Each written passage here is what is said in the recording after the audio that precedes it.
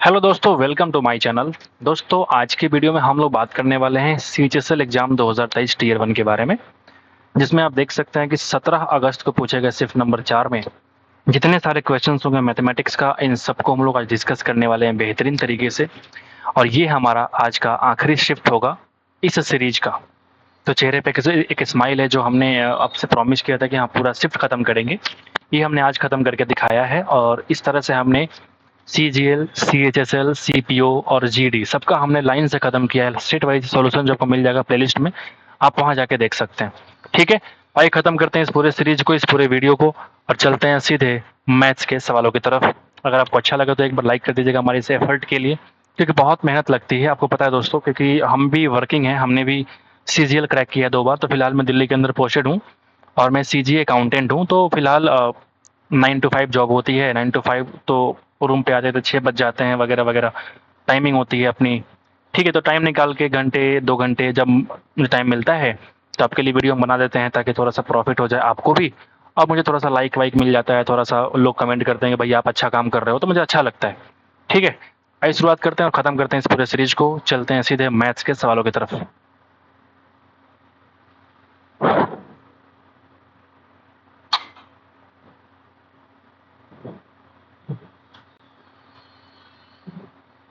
पहला सवाल आपके सामने आ चुका है। पहला सवाल क्या बोल रहा है देखो जरा। क्वांट का सवाल है। पहला सवाल क्या बोलता है कि थोक व्यापारी 1 और थोक व्यापारी 2 द्वारा मिलकर गुरुवार को बेचे गए लैपटॉप जो है, थोक व्यापारी 1 यहाँ पे है और 2 यहाँ पे है, और गुरुवार की बात कर रहा है, इन दोनों को मिलाकर जो बेचा गया लैपटॉप था व्यापारी 3 द्वारा शुक्रवार को बेचे गए, व्यापारी 3 के द्वारा शुक्रवार को बेचे गए लैपटॉप की संख्या का कितना प्रतिशत है। तो इन दोनों को तुम जोड़ोगे तो कितना बनेगा, 38, और ये कितना है 19, यानी कि 2:1 का रेशियो है। तो आपसे पूछ रहा है कि 2 जो है वो 1 का कितना परसेंट है, तो आप बोलेंगे 200% है। तो पहला सवाल बेहद ही आसान से हम लोगों ने शुरुआत किया है। आगे बढ़ते हैं, नंबर 2 पे चलते हैं। ओ केंद्र वाले एक वृत्त के अंतर्गत ट्रायंगल एबीसी उत्कीर्ण किया गया है। एक ओ केंद्र वाला एक वृत्त है जिसमें आपसे कह रहा है कि एबीसी को इसमें उत्कीर्ण किया गया है। उससे कोई फर्क नहीं पड़ता, आगे पहले पढ़ लेते हैं कि अगर ए बी की लंबाई 9 हो, बी सी अगर 40 हो और ए सी अगर 41 हो, तो जैसे ही आपने देखा 9, 40 और 41, तो आपके दिमाग में आया अच्छा ये तो भैया पाइथागोरियन ट्रिपलेट है, ये तो पीटी है, मतलब राइट एंगल ट्रायंगल है। तो राइट एंगल ट्रायंगल हो और उस केस में हमको अगर परित्रिज्या निकालना हो तो हम क्या बोलेंगे, जो परित्रिज्या होता है वो इस कर्ण का यानी कि हाइपोटेनस का आधा होता है, यानी कि 20 इंटीजर 1/2 सेंटीमीटर। इस सवाल का आंसर हो जाएगा। अगर अच्छा समझना है बेहतरीन तरीके से, मैं कह सकता हूँ जो कर्ण होगा इसका, जो इसका मेरे भाई हाइपोटेनस होगा, वो इसका डायमीटर होगा और इसके बीच से क्रॉस करेगा, ये कहने का मेरा मतलब है। ठीक है, ये तो 90 है। अगर मैं यहाँ पे बात करूँ ए बी और सी, तो ये जो 41 है और ये जो पॉइंट है, ठीक है, तो ये अगर 9 है और ये तुम्हारा अगर 40 है तो ये 41 है। तो जो अर्ध क्या बोलते हैं इसको, परित्रिज्या बोलते हैं ना, आउटर रेडियस, जो आउटर रेडियस होगा यानी कि ट्रायंगल के बाहर जो सर्कल बनाया गया उस सर्कल का रेडियस क्या होगा, तो उस सर्कल का रेडियस इस डायमीटर का आधा होगा, यानी कि 41/2 यानी कि 20 इंटीजर 1/2 सेंटीमीटर। इस सवाल का आंसर आपका हो जाएगा। आगे बढ़ते हैं और 3 पे आते हैं। इसकी वैल्यू अगर दिस है तो इसकी वैल्यू निकालनी है मुझे। तो इस सवाल में कैसे हम लोग करते हैं पता ही होगा आपको, कि इस अगर मुझे यहाँ से यहाँ जाना पड़ता है तो स्क्वायर करके हम 2 जोड़ देते हैं, मतलब यहाँ से मुझे वापस आना है तो हम क्या करेंगे, माइनस करके और फिर अंडर रूट लगा देंगे, यानी कि 2 माइनस किया तो 72 हो गया, अंडर रूट लगा दो यानी कि 36 गुना 2 यानी कि 6 बाहर और 2 रूट अंदर, यानी कि 6√2। इस सवाल का आंसर आपका हो जाएगा। दूध और पानी के 40 लीटर के मिश्रण में दूध और पानी का अनुपात कितना है, तो आप बोलेंगे 7:3। मिल्क और वाटर का रेशियो जो है 7:3। इस मिश्रण में कितने लीटर पानी मिलाया जाए ताकि परिणामी मिश्रण पानी की मात्रा 60% हो जाए। मतलब आपसे कह रहा हूँ कि पानी की मात्रा 60 हो जाए और दूध सिर्फ 2 रह जाए, दूध सिर्फ 2 रह जाए। तो कहने का ये मतलब है कि हमने क्या किया, पानी को मिलाया है ना, पानी को मिलाया है मतलब मिल्क को मुझे सेम करना पड़ेगा। अगर मिल्क मुझे सेम करना पड़ेगा तो आप क्या पाओगे, इधर 2 से मल्टीप्लाई, इधर आप 7 से मल्टीप्लाई, तो आप देखोगे कि 14:6 और ये बन जाएगा आपका 14:21। यानी अगर आप देखेंगे मिश्रण कितना है 40, यानी कि 40 की जो वैल्यू है वो 14 और 6 20 के बराबर है। तो आपने बोला कि 15 का मिलावट किया आपने, तो 15 से मल्टीप्लाई कर दो, यानी कि 2 से कट जाएगा, 15 दूना 30 लीटर पानी अगर मिला देंगे तो जो रेशियो मेरा रिक्वायरमेंट है वो यहाँ आपको देखने को मिल जाएगा। 5 नंबर क्या बोलता है, एक समकोण त्रिभुज क्षेत्रफल ज्ञात कीजिए जिसका आधार और कर्ण दे रखा है। अगर आधार 12 कर्ण 13 है तो जो हाइट हो जाएगा वो कितना हो जाएगा, तो आपको पता है कि 12 और 13 के लिए 5 हो जाएगा।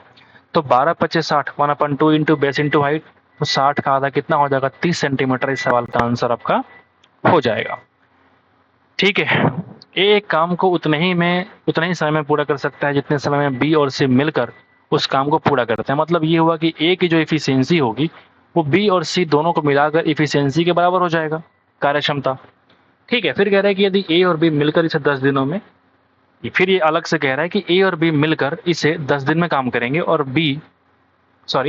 सी अकेले इसे 50 दिनों में काम करता है, तो बी अकेले इस काम को कितने समय में पूरा करेगा। कितना बढ़िया सवाल। तो पहले हम क्या करेंगे, इन दोनों का ले लेंगे एलसीएम में, कितना आ जाएगा 50। तो अगर मैं इन दोनों की कार्य क्षमता की बात करूंगा तो आप पाएंगे 5:1, 5:1। अब तुम जरा देखना ध्यान से, यहाँ पे ए बी और सी का रेशियो है 5:1, यानी कि तीनों का सम कितना है 5 1 6 के बराबर। यहाँ तीनों का सम सिर्फ 2 के बराबर है, तो हम क्या करेंगे 3 से मल्टीप्लाई कर दो, यानी कि 3:3 हो गया।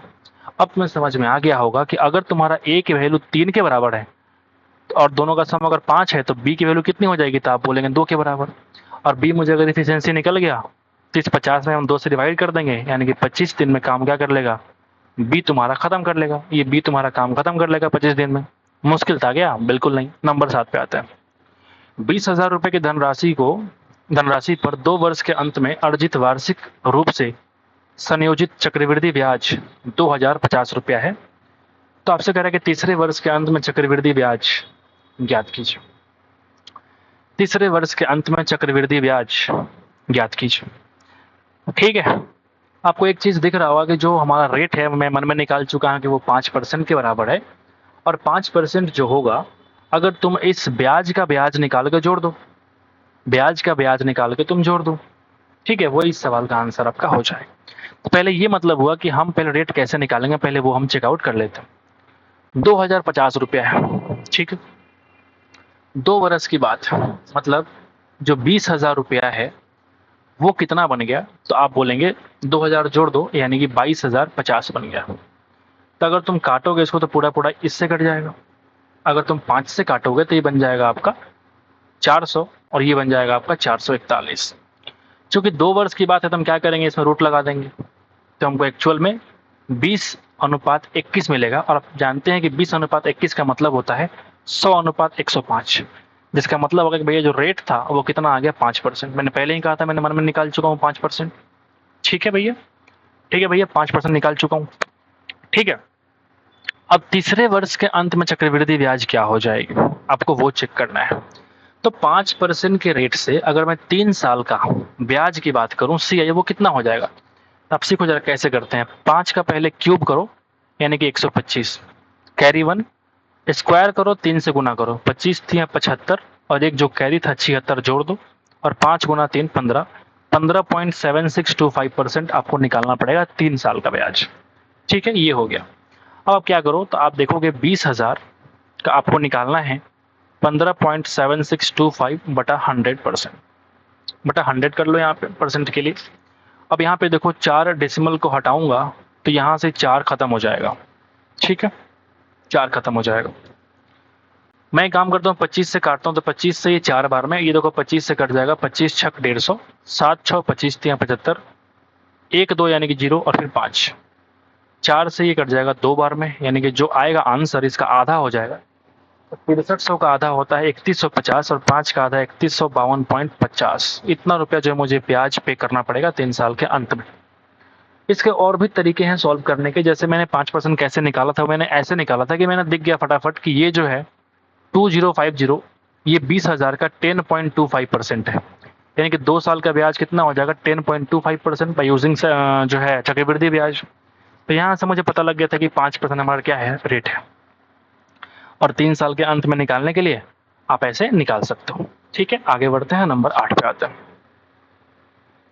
आप चाहो तो ऐसे भी निकाल सकते हो कि ये जो 5% का रेट है 20 का तुम क्यूब कर दो, यानी कि 20 का तुम क्यूब करोगे तो 8,000 और 21 से क्यों कितना हो जाएगा 9261।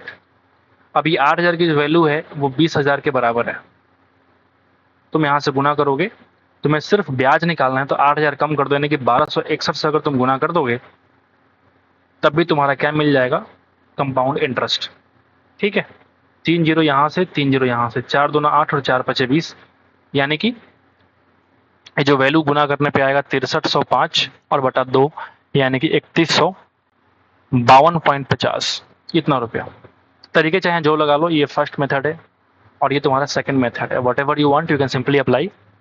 ठीक है, आगे बढ़ते हैं और नंबर 8 पे आते हैं। 2021 में सैम के वेतन में 40% की वृद्धि हो जाती है, परंतु 22 में जब मंदी होता है तो उसमें कंपनी लागत में कटौती करना शुरू कर देता है और फिर उसका वेतन 15% कम हो गया। तो एक्चुअल में कितना निवल परिवर्तन था बताना है आपको। तो 40 बढ़ा और 15 कम हुआ, मतलब क्या करेंगे, 40 माइनस 15 यानी कि 25, और भी माइनस होगा। क्या माइनस होगा, तो आप बोलेंगे 40 का 15% या 15 का 40%, बात तो सेम है, यानी कि 6 मुझे परसेंट कम करना पड़ेगा, यानी कि 19% एक्चुअल में क्या हुआ है, उसका बढ़ोतरी हुआ है। ठीक है, अगर दिक्कतें आ रही है तो तुम ऐसे भी कर सकते हो, ये तुम्हारा शॉर्टकट तरीका है। अगर तुम्हें दिक्कत हो रही है तो 40% पहले बढ़ा दो, यानी कि 100 को वस्तु का आपने कितना कर दिया 140, फिर आपने क्या किया 15% कम कर दिया, यानी कि 100 की वैल्यू को आपने कितना कर दिया 85 कर दिया। आओ जरा निकाल लेते हैं, ये 20, ये 17, ये 1 जीरो और ये 1 जीरो। ठीक है, ये कट जाएगा आपका 5 और ये कट जाएगा आपका 7, यानी कि 20 25 100 और ये बन जाएगा 119। तुम खुद ही देखो कितना बन गया, 19% क्या हो गया, बढ़ गया। 19% क्या हो गया, बढ़ गया। तो जो तरीका आपको अच्छा लगे अप्लाई कर लो। एक निश्चित राशि को ए और बी के बीच 8:5 में बांटा जाना था। एक्चुअल में कितना बांटना था 8:5। गलती से 5:8 में क्या कर दिया हमने, बांट दिया। अतः ए को अपने मूल हिस्से से 300 रुपया कम मिलता है। ए को अपने मूल हिस्से से 300 रुपया कम मिलता है। दोनों का सम 8 5 13, 8 5 13 ही है, तो कोई दिक्कत ही नहीं है। फिर तो 8 मिलना था, 5 मिला, यानी कि 3 कम मिला।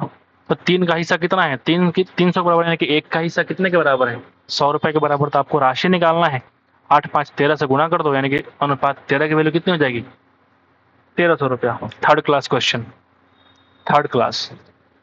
दो समरूप त्रिभुज हैं एक्स वाई जेड और पी क्यू आर का परिमाप दे रखा है 62 और 42। अगर तुम्हारा पी क्यू 21 है तो एक्स वाई कितना हो जाएगा, जो परिधि का रेशियो होगा वही तुम्हारा क्या हो जाएगा, साइड का रेशियो। यानी अगर रेशियो निकालूंगा तो 31:21 बनेगा। तो अगर ये तुम्हारा 21 है तो एक्स वाई कितना हो जाएगा 31। आगे बढ़ता, शिक्षक शिक्षिकाओं की कुल संख्या कितनी है 600। शिक्षक और शिक्षिकाओं कितनी है, मतलब पुरुष और महिला 3:1 है, याद रखिएगा। आगे लिख लेते हैं, टोटल 600 लोग हैं और 3:1 है हमारा मेल और फीमेल। ठीक है, आगे बढ़ते हैं, सवाल पढ़ लेते हैं क्या कह रहे हैं। ठीक है, सवाल पढ़ लेते हैं। ठीक है भाई,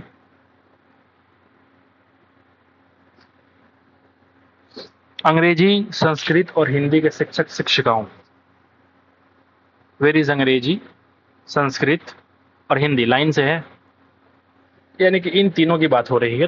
30 और 10 40%। और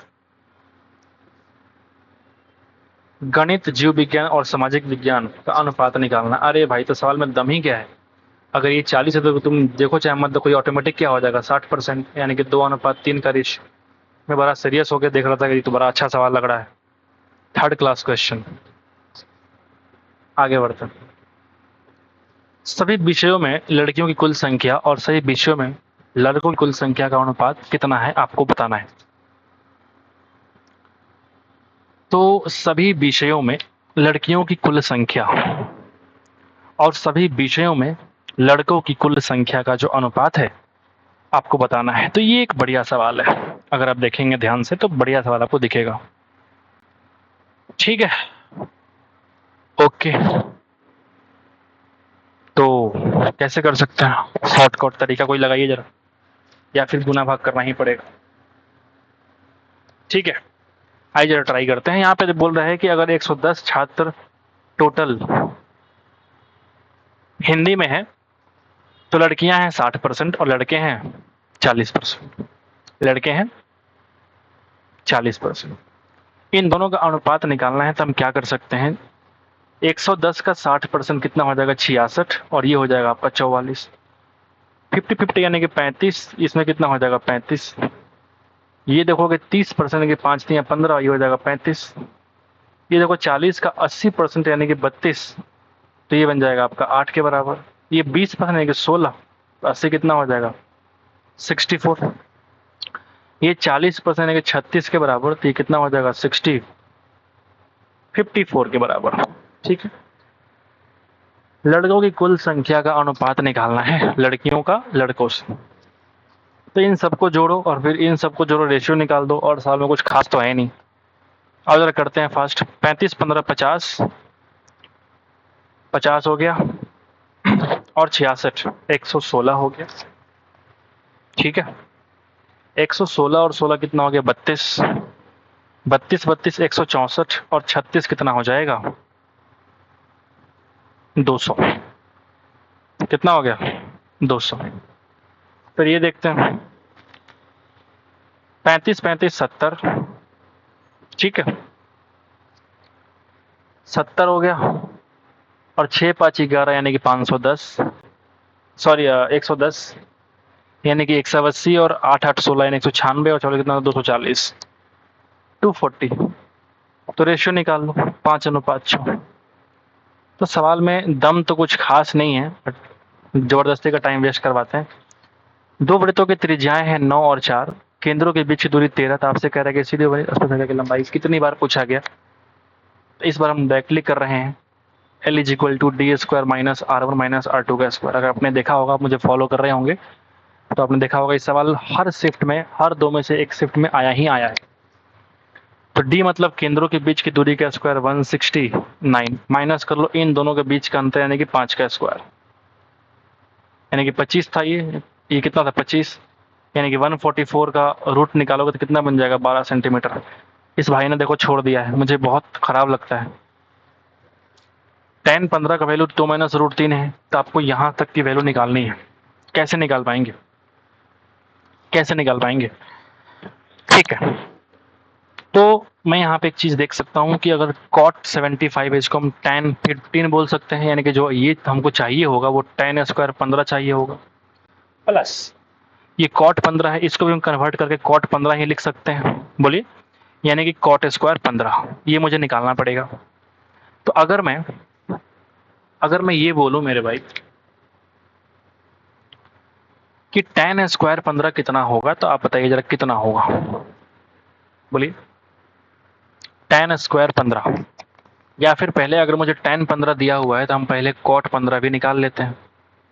cot 15 कितना हो जाएगा 1/2 माइनस रूट 3, यानी कि 2 प्लस रूट 3 हो जाएगा, और नीचे कितना हो जाएगा दोनों के स्क्वायर का अंतर, यानी कि 4 माइनस 3 यानी कि 1 के बराबर। 1 लिखो चाहे मत लिखो, बात तो सेम है।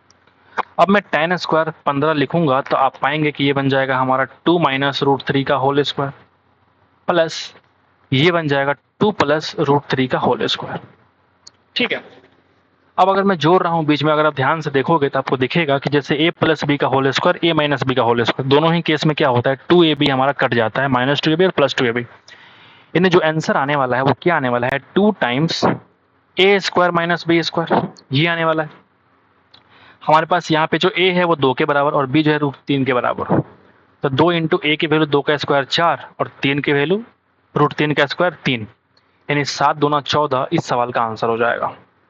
बाकी तुम्हें अगर रूट वूट से खेलना है तो खेलते रहो, मैं तो ऐसे ही सॉल्व करूंगा ताकि टाइम भी बचे और आंसर भी हमारा जल्दी आ जाए। इस भाई ने देखो ऑप्शन नंबर 3 चूज करा है, पता नहीं भाई है कि बहन है। आगे बढ़ते हैं, बहुत रैंक तुम्हारे पीछे जाने वाला है। आसान सवाल तुम छोड़ोगे, रैंक जाएगा 2000 पीछे। 3x माइनस 2y अगर 3 के बराबर है तो आपसे कह रहा है कि इसकी वैल्यू क्या हो जाएगी। अरे भाई कुछ नहीं है, इसका स्क्वायर कर दो, कितना बन जाएगा 9, कितना बन जाएगा 9, और ये बन जाएगा आपका कितना, तो आप बोलेंगे 3x प्लस 2y का होल स्क्वायर और माइनस 2xy। तो 2 यहाँ पे कितना हो जाएगा बताओ, 3 दूना 6 दूना 12 इंटू xy का मतलब कितना हो जाएगा 9 के बराबर। कितना हो जाएगा 9 के बराबर। क्या मैंने सही किया? 2xy नहीं बल्कि हमको चाहिए होगा 4xy। क्यों? जैसे अगर मैं ऐसे लिखूं कि a माइनस बी का whole square is equal to a plus B का होल स्क्वायर माइनस 4ab, ये होता है। मैं वही यहाँ पे अप्लाई कर रहा हूँ, मैं इसका स्क्वायर कर दिया, तब मुझे a प्लस बी का whole square minus 4 into A B.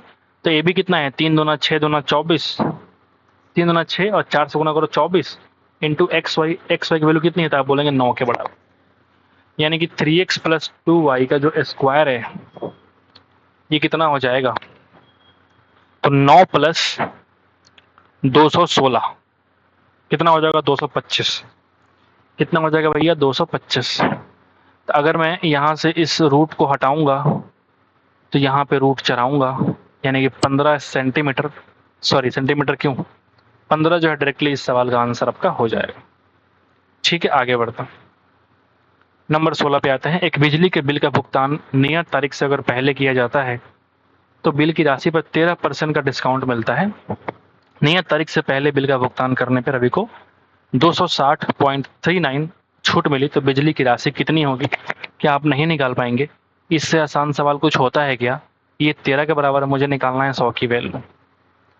13 दूना 26, 0 13 तिया 39, लेकिन 0 3 लगाना पड़ेगा, यानी कि 100 से गुना करोगे तो 2003 रुपये का जो है वो बिजली बिल था। इतना उसके पास बिजली बिल आया था। आगे बढ़ता हूँ। ये तो सिंपल फ्रैक्शन, क्या बोलते हैं इसको, सिंप्लीफिकेशन है। तो 7 पचे 35 डिवाइड करोगे तो कितना बनेगा? 7/5। 5 से काटो 5 बार, यानी कि 7 पचे 35, इधर ले आओ तो 70 को नीचे ले आओ, यानी कि 18 इंटू ये बन जाएगा 24 भाग 70 इंटू 35, यानी कि 35 दूना 70, 2 से कितना 12 बार में, यानी कि 18 गुना 12 कितना होता है? 216। क्या मुश्किल था कई सवाल? आगे बढ़ता। आपको इसकी वैल्यू निकालने की, वैल्यू कितने के बराबर हो जाएगी? ये बढ़िया सवाल थोड़ा सा लग रहा है। ठीक है, 2 इक्वेशन दे रहा है लेकिन वेरिएबल कितने हैं? 4। तो हम 2 को अपने हिसाब से मान सकते हैं। हम 2 को मेरे भाई अपने हिसाब से मान सकते हैं। ठीक है, अच्छा, यहाँ आपसे कह रहा है कि X square plus Y square P square plus Q square की जो वैल्यू होगी वो कितने के बराबर होगी, आपको बताना है। बहुत बढ़िया, बहुत बढ़िया। ठीक है, तो कैसे आगे बढ़े बताइए जरा, कैसे हम आगे बढ़े? तो मैं जरा सोच रहा हूँ कि क्या करूँ ताकि दोबारा मुझे करना ना पड़े, और है ना। तो देखो जरा, पी एक्स प्लस की वाई इज इक्वल टू 1 है, तो क्या हम किसी को 0 मान सकते हैं? अगर हम 0 मानेंगे तो क्या मेरा काम हो पाएगा, मुझे बताओ। अगर मान लिया हमने, बहुत बढ़िया, बहुत बढ़िया, बहुत बढ़िया, बहुत बढ़िया।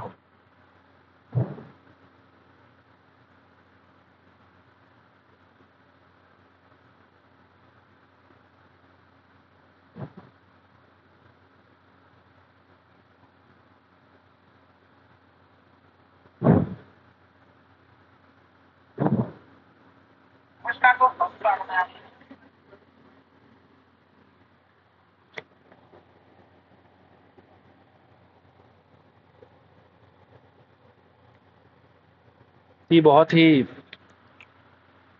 लेंदी होने वाला है सवाल।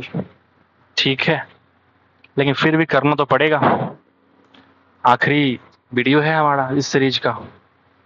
ठीक है, तो आओ जरा हम एक काम करें। और भी तरीके हमारे पास ये है, जैसे मान लो यहाँ पे मैं देख रहा हूँ पी एक्स है, यहाँ पे क्यू एक्स। अगर मैं किसी एक को कटवाने की कोशिश करूंगा तो क्या मेरा एक को कटवाने पे मेरा काम हो पाएगा? हाँ, हो तो पाएगा, हो तो पाएगा। बोलिए, हो तो पाएगा हमारा काम। तो ये बहुत ही लेंदी होने वाला है मेरे हिसाब से। ठीक है, तो मैं एक काम करता हूँ, जैसे इसमें अगर मैं Q से गुना करूं और इसमें अगर मैं P से गुना करूं तो ये क्या बन जाएगा? क्यू पी एक्स, और ये बन जाएगा आपका क्यू पी एक्स, और फिर हम माइनस कर देंगे। तो आप जरा देखो कितना बनेगा, ये हमारा बन जाएगा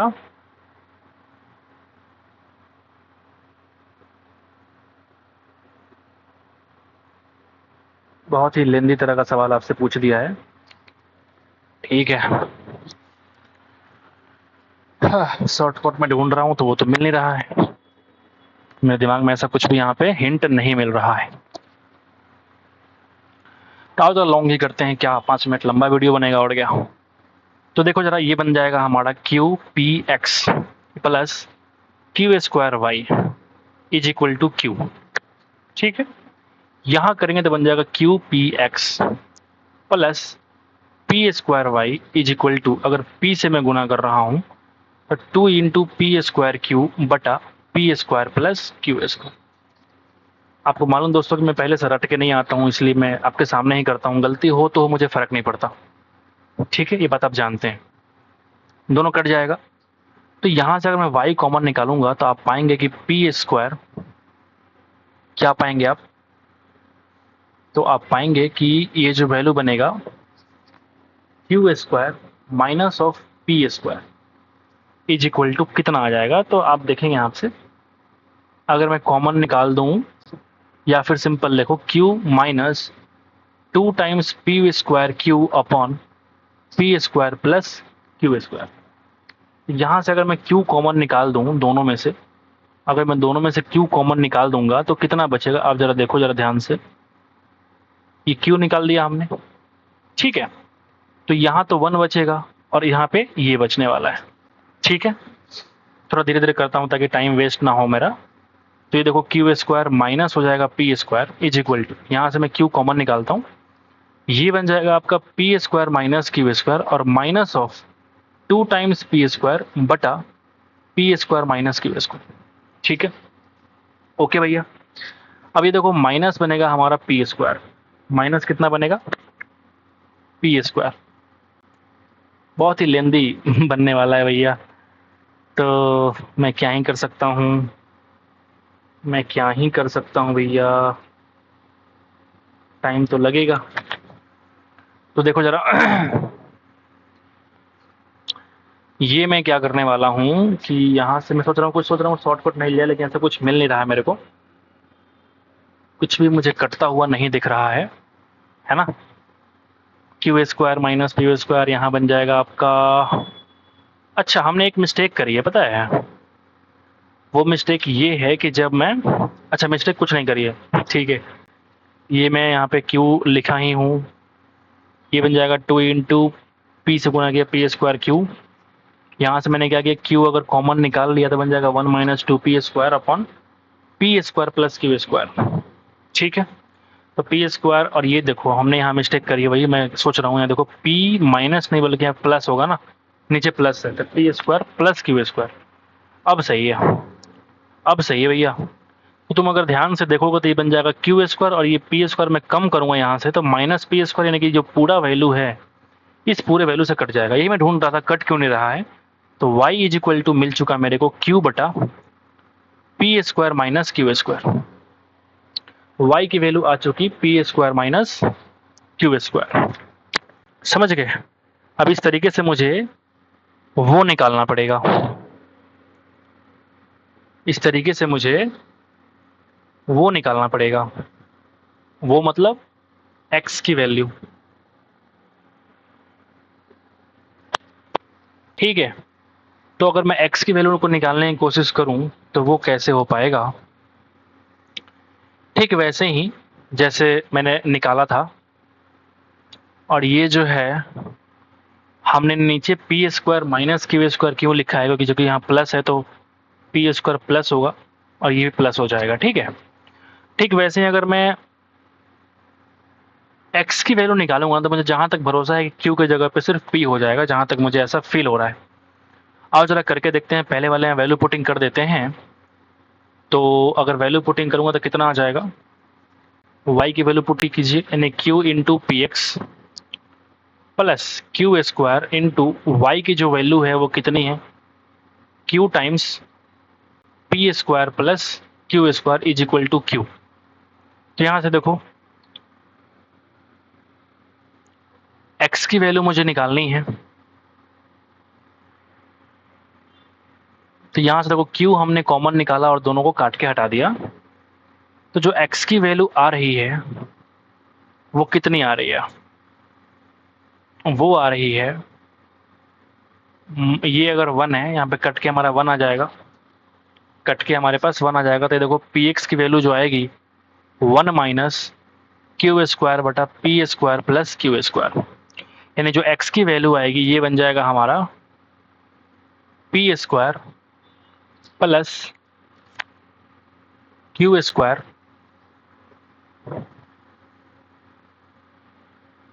है ना, और माइनस हो जाएगा पी स्क्वायर बटा P square plus Q square, और यहाँ तो पी एक्स है ही है, ठीक है। ओके, तो ये क्यू क्यू कट जाएगा और यहाँ बचेगा आपका पी एक्स की वैल्यू पी स्क्वायर बटा P square plus Q square. तो एक पी से एक पी कट जाएगा, यानी कि एक्स की वैल्यू मैंने जो बोला था वही हुआ कि जो एक्स की वैल्यू आ गई हमारे पास पी बटा P square plus Q square आ गई। एक हमारे पास एक्स का ये वैल्यू है और वाई का हमारे पास ये वैल्यू है, ठीक है।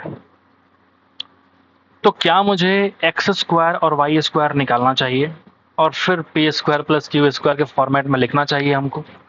आओ जरा हम वो करने की कोशिश करें, तो क्या मेरा काम हो पाएगा? क्या मेरा काम हो पाएगा? तो हम एक काम कर सकते हैं यहाँ पे, वो काम ये है कि P और Q का तुम वैल्यू कुछ मान लो।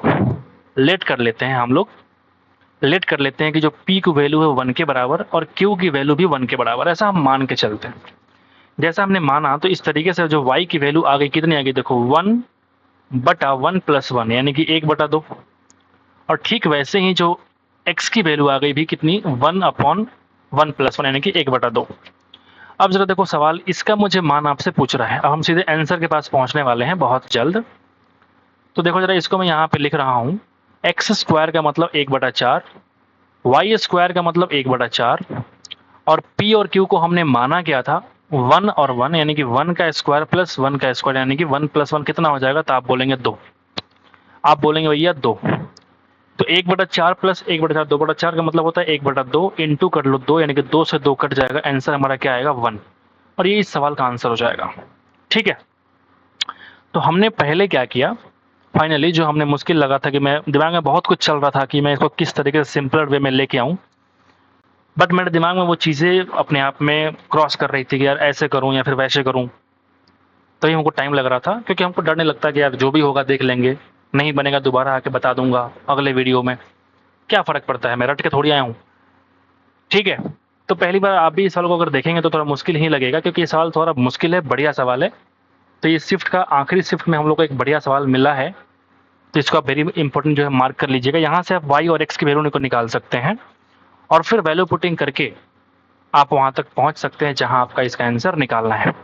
अगर स्टार्टिंग से वैल्यू पुटिंग करेंगे तो थोड़ा टाइम लगेगा, क्योंकि अगर जीरो पुट करने पे कुछ भी फिक्स नहीं आएगा वैल्यू, 1 पुट करेंगे तो बहुत लंबा टाइम लग जाएगा, वहाँ भी आप 1 पुट करके, अब यहाँ मुझे पता चल गया कि पी और क्यू को 1 हम मान सकते हैं, तो हम एक काम कर लेंगे डायरेक्टली यहाँ से क्या करेंगे, अब सीधे क्वेश्चन में ना पी और क्यू को हम 1 मान लेंगे, तो फिर ये एक्स वाई का अलग अलग वैल्यू मिल जाएगा, ऑटोमेटिक 1/2 मिल जाएगा, समझ रहे हो, और 1/2 मिल जाएगा तो वैल्यू हम यहाँ पटक देंगे। तो ये जानना बहुत ज़रूरी था कि क्या हम इसको 1 मान सकते हैं, ये जानना बहुत ज़रूरी था, ठीक है।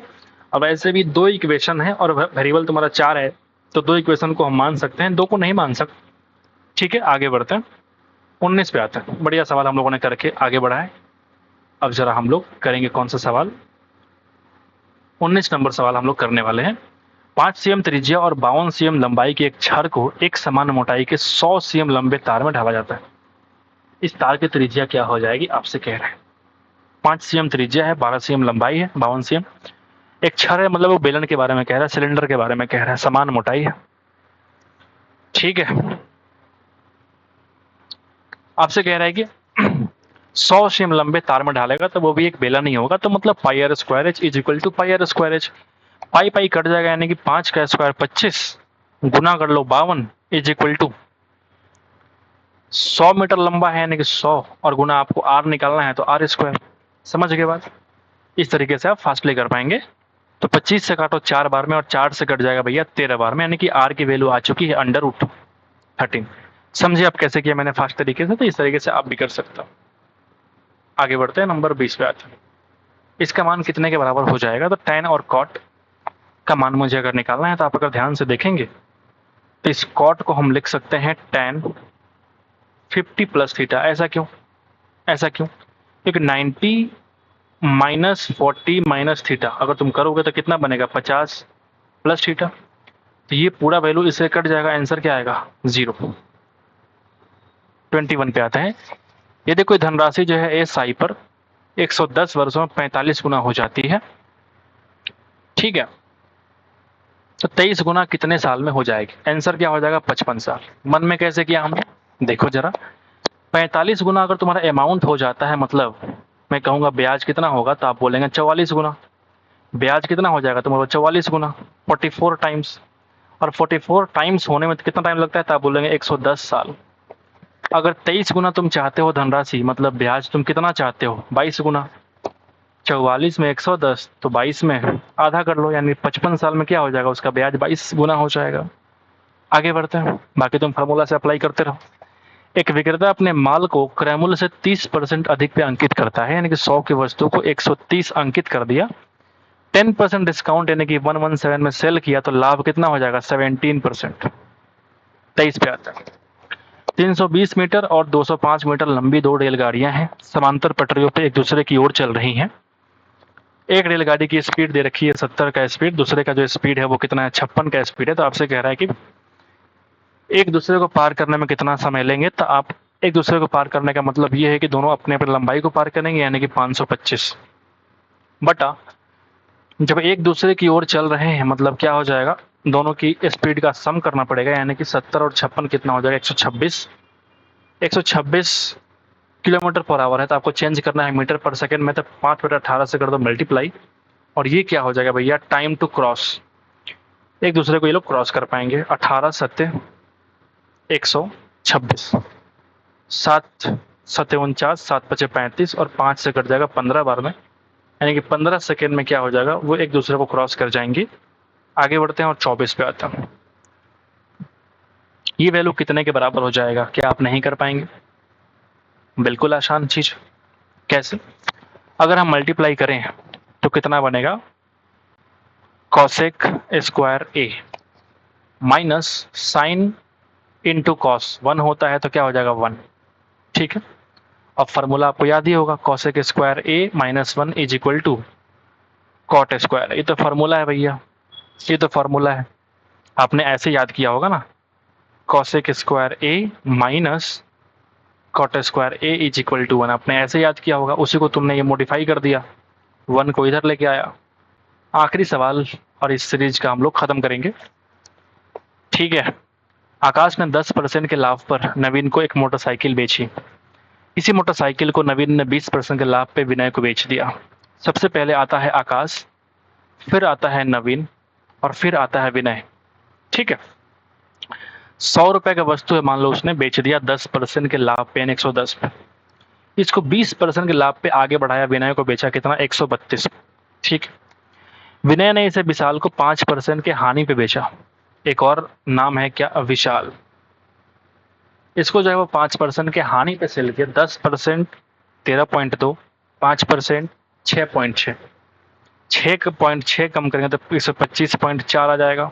इतने में सेल कर दिया विशाल को।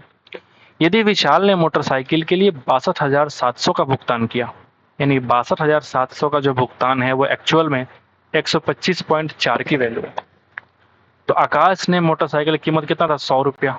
इंटू कर दो 100 से गुना, ये तुम्हारा क्या देगा? एक्चुअल जो तुमको रिक्वायरमेंट है, रिक्वायर्ड वैल्यू आपको दे देगा यहाँ पे। ऑप्शन नंबर जो भी होगा आप चेक कर लेना। और जरा गुना करें, डिवाइड करें, तो 0 से हमारा 1 0 यहाँ पे लग जाएगा। ठीक है, ओके।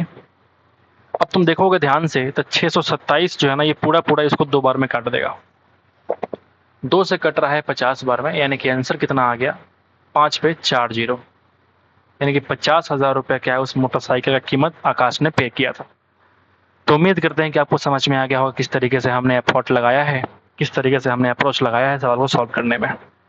ठीक है, तो इस सीरीज के लिए, हमारे इस मेहनत के लिए आप एक बार लाइक कर दीजिएगा, और आपको चाहिए आप मुझे कमेंट करिएगा कि ये कौन सा अगला सीरीज आपको चाहिए।